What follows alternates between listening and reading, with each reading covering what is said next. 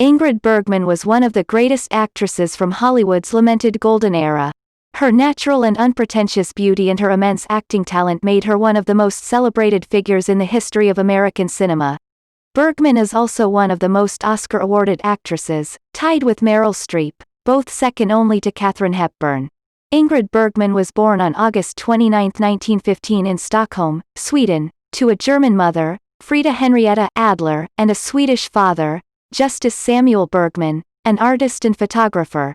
Her mother died when she was only 2 and her father died when she was 12.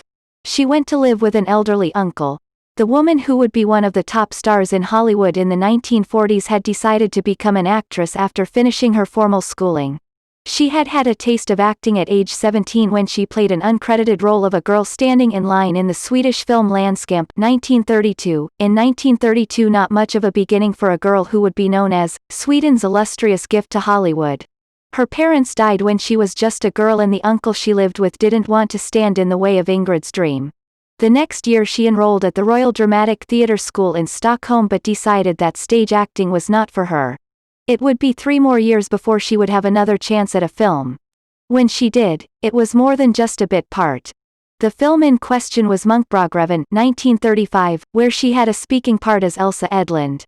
After several films that year that established her as a class actress, Ingrid appeared in Intermezzo 1936 as Anita Hoffman. Luckily for her, American producer David O. Selznick saw it and sent a representative from Selznick International Pictures to gain rights to the story and have Ingrid signed to a contract. Once signed, she came to California and starred in United Artists' 1939 remake of her 1936 film, Intermezzo, a love story, 1939, reprising her original role. The film was a hit and so was Ingrid. Her beauty was unlike anything the movie industry had seen before and her acting was superb. Hollywood was about to find out that they had the most versatile actress the industry had ever seen. Here was a woman who truly cared about the craft she represented. The public fell in love with her. Ingrid was under contract to go back to Sweden to film Only One Night 1939 in 1939 and June Night 1940 in 1940. Back in the US she appeared in 3 films, all well received.